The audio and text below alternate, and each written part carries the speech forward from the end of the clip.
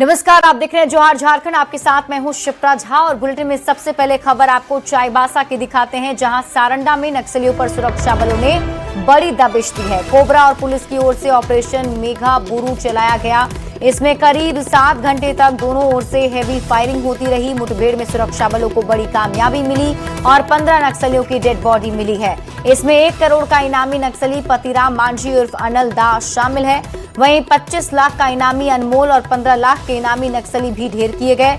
मृत 4 नक्सलियों की पहचान अभी बाकी है। सीआरपीएफ आईजी ने बताया कि झारखंड में कुल 65 नक्सली बचे हैं, जिसमें 1 करोड़ का इनामी केवल 1 नक्सली ही शामिल है।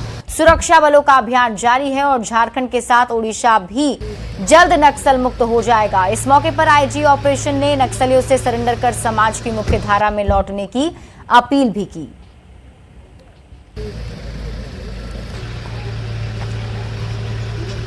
तो देखिए, आज झारखंड में बड़ी सफलता सुरक्षा बलों को मिली है। 15 नक्सलियों को ढेर किया गया है और इसमें जो नक्सली शामिल हैं वो बड़े बड़े नक्सली हैं, जिन पर 1 करोड़ रुपए का इनाम था। एक 25 लाख रुपए का इनामी नक्सली भी इसमें शामिल था, जिसे ढेर कर दिया गया है। जानकारी के मुताबिक झारखंड में कुल 65 नक्सली अभी बचे हैं और अभी भी ऑपरेशन जारी है। ये भी कहा जा रहा है कि झारखंड के साथ ओडिशा में भी जल्द नक्सलियों का खात्मा किया जाएगा और नक्सलियों पर सुरक्षा बलों की दबिश लगातार बढ़ती जा रही है। संयुक्त अभियान चलाया गया ऑपरेशन मेघा बुरू के नाम से। करीब सुबह 6:30 के आसपास से 6:20 के आसपास से फायरिंग स्टार्ट हुई और कई राउंड फायरिंग होते रही। करीब अगर देखा जाए तो 1:30 बजे तक, मतलब 7 घंटे तो बहुत हेवी फायरिंग चलती रही। उसके बाद भी रुक रुक करके फायरिंग लगातार चलती रही शाम तक। संभावना ये भी है कि अभी भी कुछ लोग जो हम लोग जो चारों तरफ से बैठे हुए उसके बीच में होने की संभावना है। और जो सर्च अभी तक जो किया गया है उसमें कुल अभी तक 15 नक्सलियों की डेड बॉडी मिली है। जिन लोग का डेड बॉडी मिला है उसमें इम्पोर्टेंट अनल उर्फ पतिराम मांझी है। अनल पतिराम मांझी सेंट्रल कमेटी का मेंबर है, बहुत इंपॉर्टेंट है। कुल नक्सलियों की संख्या भी अब मुश्किल से झारखंड में 60 से 65 के बीच बचा रह गया है। तो अब बिल्कुल कहीं भी ऐसा नहीं है जहां से कि नक्सलियों के आगे बढ़ने की, रिवाइव करने की संभावना भी कहीं नहीं दिखती है। और यही है कि आकर के मेन स्ट्रीम में आए, विकास में जिनके लिए लड़े हैं या जिनके लिए क्लेम करते लड़ने के लिए उनके विकास में सहयोग करें। इनका पूरा दस्ता का न्यूट्रलाइज करना झारखंड पुलिस और सीआरपी का एक बड़ा सफल अभियान है। मैं समझता हूं कि इसी अभियान के बाद और भी जो बच्चा कुछा नक्सली हैं उनका मनोबल और कमर टूटा है। पूरा उम्मीद है कि हम लोग जो इस टारगेट के लेके चल रहे हैं, जो उसी टारगेट के अंदर जो झारखंड को नक्सल मुक्त कराने में हम लोग सफल रहेंगे। आपका मूवमेंट के बारे में हर समय पर हम लोग को हर चीज के बारे में सूचना मिलता रहता है। ऐसे जमाना नहीं है कि आपके बारे में सूचना हमको नहीं मिलता है। उसका नतीजा आप देख सकते हैं, पिछले साल को भी देख सकते हैं, आज को भी देख सकते हैं। जिस तरीके से सूचना मिलता है उसमें से किस तरीके से हम लोग ऑपरेट करते हैं, उसको रिजल्ट किस तरीके से मिलता है, ये सब आपके सामने है। तो झारखंड का जो रिहेबिलिटेशन पॉलिसी है, नक्सल रिहेबिलिटेशन पॉलिसी है, बहुत अच्छे हैं। इसका बेनिफिट बहुत सारा लोग उठे हैं, उसको भी लाभ उठाने के लिए अपना आगे आए। और इस बीच चाईबासा से आपको बड़ी खबर बता रहे हैं, जहां ऑपरेशन मेघा बुरू में सफलता मिली है। सारंडा में मुठभेड़ में 15 नक्सली ढेर किए गए हैं। जंगल से नहीं निकाला गया है शव। शुक्रवार सुबह निकालने की तैयारी है। सदर अस्पताल में पोस्टमार्टम किया जाएगा। 6 मेडिकल टीम पोस्टमार्टम करेगी। तो बड़ी खबर आपको चाईबासा से बता रहे हैं, जहां 15 नक्सली ढेर किए गए हैं मुठभेड़ में और बताया जा रहा है कि अभी जंगल से शव को बाहर नहीं निकाला गया है। कल इसे निकाला जाएगा और उसके बाद पोस्टमार्टम किया जाना है। तो बड़ी खबर आपको बता रहे हैं, चाईबासा से बड़ी जानकारी सामने आ रही है। मारे गए नक्सलियों के शव को अभी बाहर जंगल से नहीं निकाला गया है। शुक्रवार सुबह इसे बाहर निकाला जाएगा, जिसके बाद अस्पताल में पोस्टमार्टम कराया जाना है।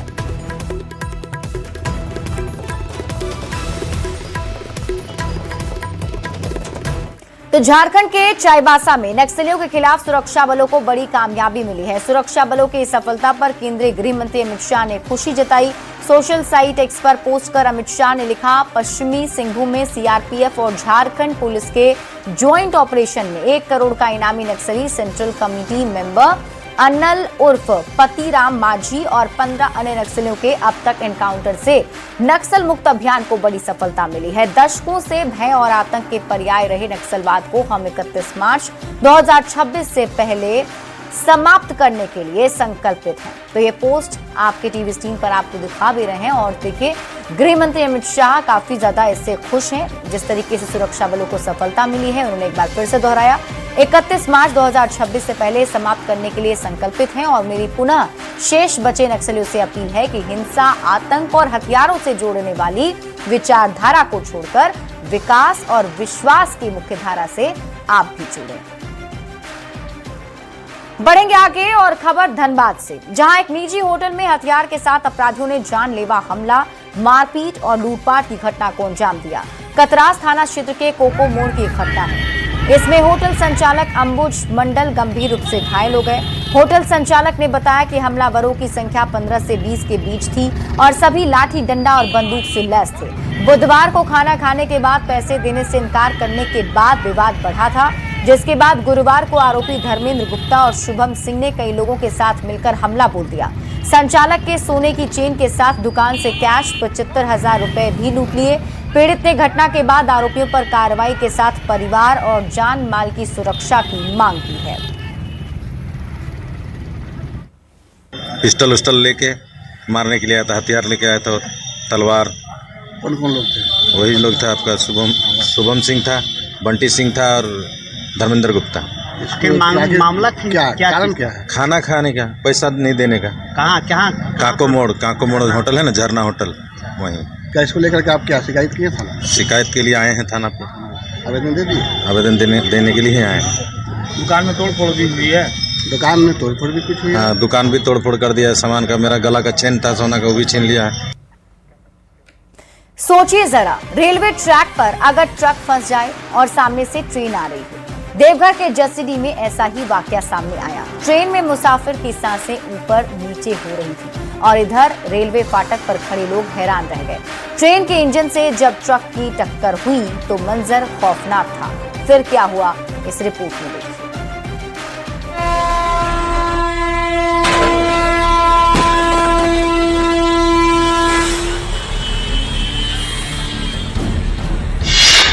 रेलवे ट्रैक पर ट्रेन और ट्रक होश उड़ा देंगे ये 1 सेकंड। मौत से सामना लाइव। क्रॉसिंग पर ट्रक फंसा, ट्रेन ने मारी टक्कर और टल गया बड़ा हादसा।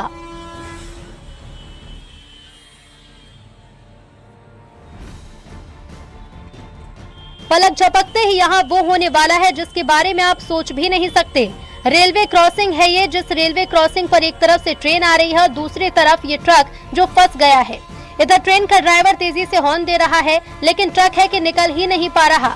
सबका दिल धक से रह जाता है।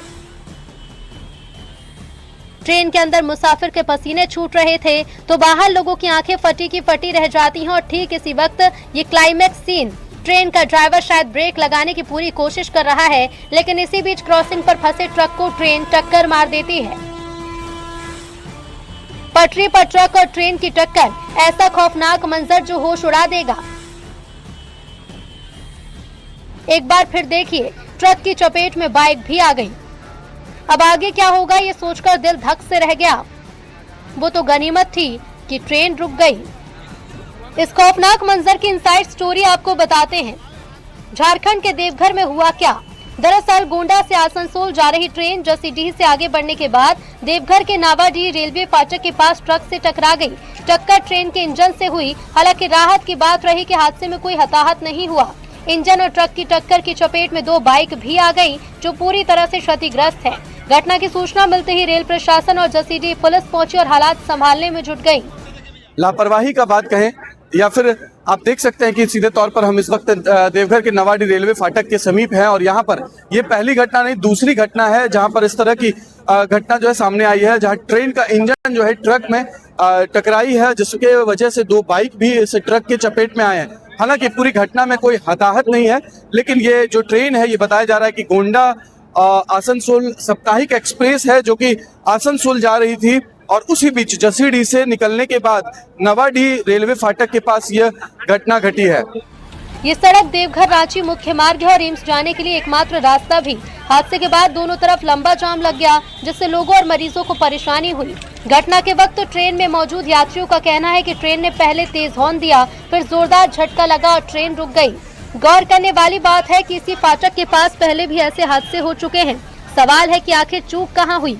भीषण टक्कर में कोई हादसा भी हो सकता था। आखिर किसकी लापरवाही थी? ये रेड सिग्नल था या नहीं? फाटक क्यों नहीं लगा? कई सवाल हैं जिसकी जांच की जा रही है। फिर ये खौफनाक तस्वीर देखिए जो एक सवाल बन गई। Bureau report, news 18। हजारीबाग में मुफस्सिल थाना क्षेत्र के बहेरी गांव निवासी बिट्टू कुमार का शव कुछ दिन पहले संदिग्ध अवस्था में मिला था। अब ये मामला तूल पकड़ता दिख रहा है। परिजनों के साथ लोगों ने हत्या का आरोप लगाते हुए जिला परिषद चौक से झंडा चौक तक कैंडल मार्च निकालकर विरोध प्रदर्शन किया और बिट्टू के हत्यारों की जल्द गिरफ्तारी की मांग की।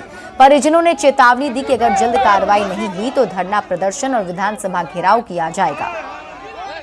हम चाहते हैं कि जल्दी से जल्दी हत्यारा को, जो मेरा अशोक कुमार है, उसको फांसी की सजा दिया जाए। कैंडल मार्च निकाल रहे हैं कि जिला प्रशासन जागे और जो हत्यारा घूम रहा है, ये जो हत्यारा अभी 5 दिन से घूम रहा है, 5 दिन पहले हत्या हुआ 18 तारीख को, वो अभी तक गिरफ्तार क्यों नहीं हुआ? ये बहुत गुस्सा में हम है और आंदोलन आगे होगा और विधानसभा का घेराव होगा तो विधानसभा पूरे जनता के साथ हजारीबाग जनता से घेराव करेंगे। हम लोग कैंडल मार्च के माध्यम से प्रशासन को जागृत करने का काम कर रहे हैं। अगर प्रशासन इस कैंडल मार्च के देख करके अगर जागृत नहीं होता है तो हम लोग एक विशाल धरना का प्रदर्शन करेंगे, यहाँ तक कि हमारे जितने भी ग्रामवासी पंचायतवासी है भूख हड़ताल देने का काम करेंगे।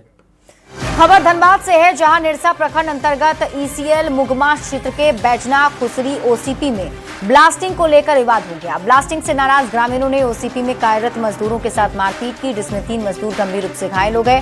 सभी घायलों को इलाज के लिए अस्पताल भेजा गया है। ग्रामीणों का आरोप है कि ओसीपी में हो रही हैवी ब्लास्टिंग के कारण उनके घरों पर पत्थर गिर रहे हैं, जिससे जान माल का खतरा बना हुआ है और इसी को लेकर आक्रोशित ग्रामीणों ने विरोध जताते हुए मजदूरों पर हमला कर दिया। वहीं इस पूरे मामले पर बैजना ओसीपी के एजेंट ने आरोप लगाया कि एक सोची समझी साजिश है। एक्सपेंसिव से एक्सपेंसिव बारूद लगा के सबसे सेफ मेथड से हम लोग ब्लास्टिंग करते हैं, लेकिन अब अगल बगल गांव घर तो है ही है। अब कभी इंटेंशनल कभी कुछ लेकर के, आज ही कोई पत्थर न जाने का रिपोर्ट है और एक साथ में 50 लाठी ले करके और मेरे कोई लॉगर वाले को, सिक्योरिटी वाले को सर फूट गया, पैर में 2-4 लोगों को लग गया। मैंने पूरा माहौल दहशत में, इस परिस्थिति में बहुत मुश्किल लगता है कि रन करना मुश्किल है जब तक सिक्योरिटी इश्यू हो। मैनेजमेंट के लापरवाही से हो रहा, और वो लोग ये सब चाल है वो लोग का आक्रमण करने का। ब्लास्टिंग में कहीं कुछ क्षतिग्रस्त नहीं हुआ उन लोग को, अब मारने का साजिश से ही लोग आया है। अब पूछता मैनेजमेंट से अपना बात करता, लेकिन ये 4-5 को जो मारा है वो लोग, ये लोग प्लानिंग बना लिया पहले से कि आज उसको मार ही देना है, जो कि उसमें कहीं किसी का कोई जमीन नहीं, कुछ नहीं है। ये उपाय वो लोग करके आया कि ये लोग को मारेंगे ही। आज लोग अपने में बना रहा कि मार के एकदम फोड़ देना, भगा देना है। के टाइम में वही हम गए तार अथी समेटने के लिए, हम लोग तार समेट रहे थे तार को। उसके बाद पूरा हल्ला होने लगा, बोलने लगा मारो मारो, हम समेट रहे हैं। उसके बाद सभी पब्लिक लोग आया। कहाँ का खुसरी गाँव का? हाँ, किस हो रहा था कि पत्थर आ गया घर में उड़ के, बस मिनिमम होगा 200-300 का संख्या। सर्विस करते हैं जी जी। गोड्डा में बिहार के एक जुडिशियल मजिस्ट्रेट ने अपनी पत्नी के खिलाफ ऐसी साजिश रची जिसे सुनकर हर कोई हैरान रह गया। अवैध संबंध और दहेज के लालच में जुडिशियल मजिस्ट्रेट ने वो कर दिया जिसे सुनकर पुलिस भी चौंक गई। ये रिपोर्ट हुई। तलाक के केस के बीच खूनी साजिश। दहेज के लालच में खौफनाक खेल। पत्नी की हत्या के लिए पति ने दी सुपारी।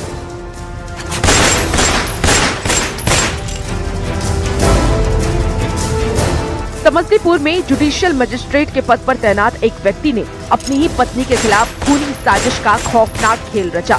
भागलपुर के रहने वाले संतोष कुमार शाह ने न सिर्फ अपनी ही पत्नी की हत्या के लिए साजिश रची, बल्कि सुपारी तक दे दी। इसके सिवा कोई नहीं, सिर्फ पति और पूरा ससुराल वाले इसका कारण है।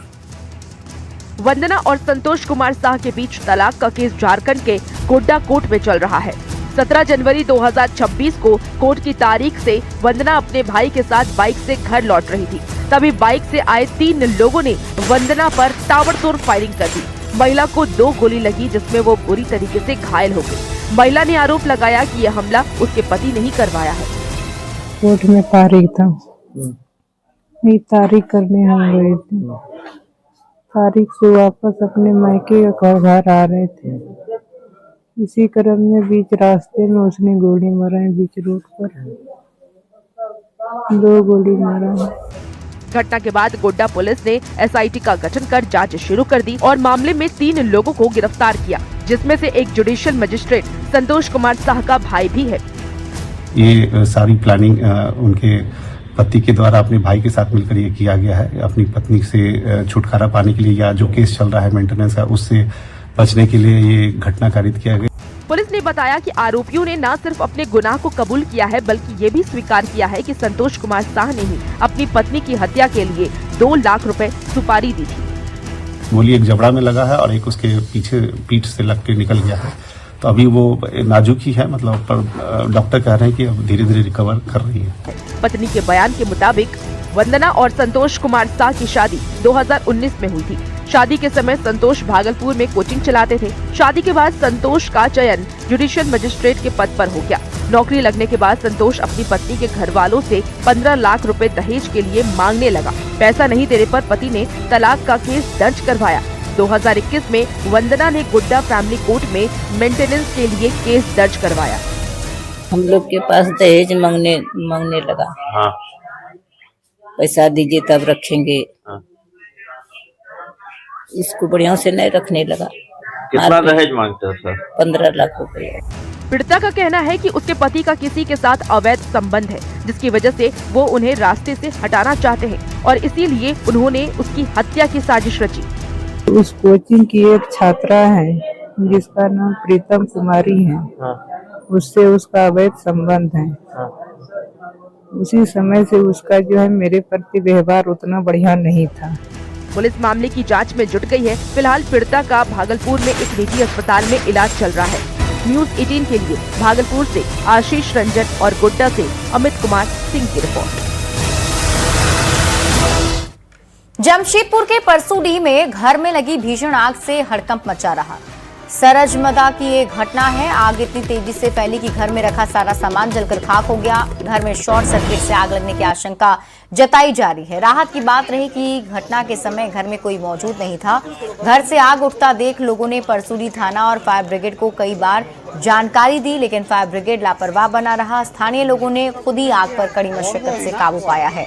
पीड़ित परिवार को आर्थिक नुकसान उठाना पड़ा। वहीं फायर ब्रिगेड को लेकर भी लोग नाराज दिख रहे हैं। रहते थे यहाँ पे कौन? एक लेडीज रहती थी और एक लड़का रहता था, तो बाहर काम करने गया हुआ था। इसमें किसी का कोई ये नहीं है ना? जान का नुकसान तो नहीं हुआ है, जो सामान है उसी पूरा घर जल का खा। पूरा घर जल गया। ठंडा में घर जल जाना बहुत। अच्छा, तो कैसे लगा कुछ पता है? नहीं पता। बगल वाली एक बच्ची को आग की बड़ी भाभी तो बाहर में